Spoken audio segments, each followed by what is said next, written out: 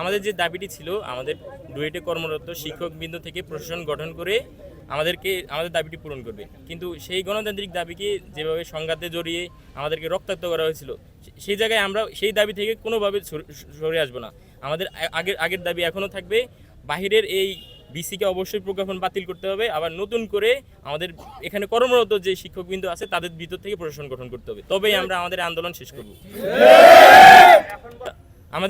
আমরা যে শান্তিপূর্ণ অবস্থান রাখতেছি বা যে সহাবস্থানের যে চিন্তাধারা আছে সেটা আমরা বজায় রাখার চেষ্টা করবো। আমরা রাষ্ট্রের কাছে আপনাদের মাধ্যমে প্রধানমন্ত্রীর কাছে, শিক্ষা সচিবের কাছে কিংবা শিক্ষামন্ত্রীর কাছে আবেদনপত্র, চিঠি জানানোর চেষ্টা করব। তারা আমলে নিলে আমরা সহাবস্থান ধরে রাখবো এবং শান্তিপূর্ণভাবে এই সংঘাত শেষ করার চেষ্টা করব। কিন্তু যদি তা আমলে না নেয়, আমরা অবশ্যই সন্ধ্যার পরে আরও বৃহত্তর কর্মসূচি এবং কঠোর কর্মসূচি জ্ঞাপন করবো ইনশাআল্লাহ। আমাদের অবশ্যই দাবি থাকবে ঈদের আগে যেন এই সংঘাত নিরসন করে, অন্যথায় হলে আমরা ঈদের পর পর্যন্ত এই আন্দোলন চালিয়ে যাবো এবং এর ভিতরে আমরা ক্যাম্পাসকে পুরোপুরিভাবে বন্ধ করে দেবো, শাটডাউন করে দেবো।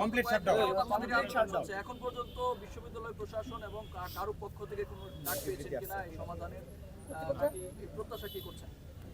আমাদের সাথে দায়িত্বশীলভাবে আলোচনা বা অবস্থান করেনি কেউ এখন পর্যন্ত। আমরা আমাদের শিক্ষক মণ্ডলীর কাছে বারবার দাবি জানিয়েছি, তারা তাদের জায়গা থেকে যে লায়াবিলিটিস বলুন বা তাদের যেই লিমিটেশনস বলুন, তারা তার ভিতরে যতটুকু করার চেষ্টা করতেছেন, কিন্তু তা ফলপ্রসূ হচ্ছে না আমাদের জন্য।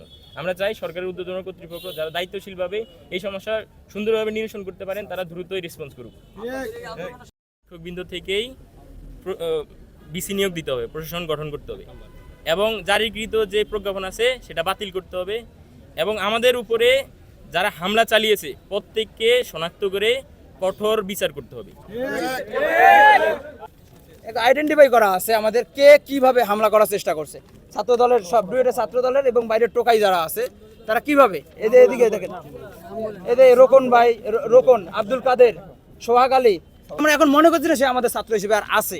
আমরা আর মনে করছি যে রামদানি আমাদের উপর আক্রমণ চালাতে পারে। তারপর আবার হচ্ছে দেখেন রাহেল, সে সাংগঠনিক সম্পাদকের দায়িত্ব পালন করতেছে বর্তমান ডুয়েট ছাত্র দলে, যেখানে রাজনীতি নিষিদ্ধ একটা ক্যাম্পাস, সেই ক্যাম্পাসে তারা রাজনীতি বিভিন্নভাবে চালানোর চেষ্টা করতেছে। আমরা বারবার প্রতিহত করার চেষ্টা করছি। আরো স্পষ্ট করে বহিরাগত, সম্পূর্ণ বহিরাগত বলাবেন, গাজীপুর মহানগরে বলাবেন, যারা স্পষ্টভাবে আমাদের উপর হামলা চালিয়েছে। এই আমাদের আহত ভাইদের যদি দেখাই, আমরা আহত ভাইদের অবস্থা দেখেন, কতগুলো ভাই আমাদের 18টা ভাই যাদের মাথা বন্ধ ফেটে গেছে, 4টা 5টা 7টা বন্ধ সেলাই লাগছে আমাদের ভাইদের।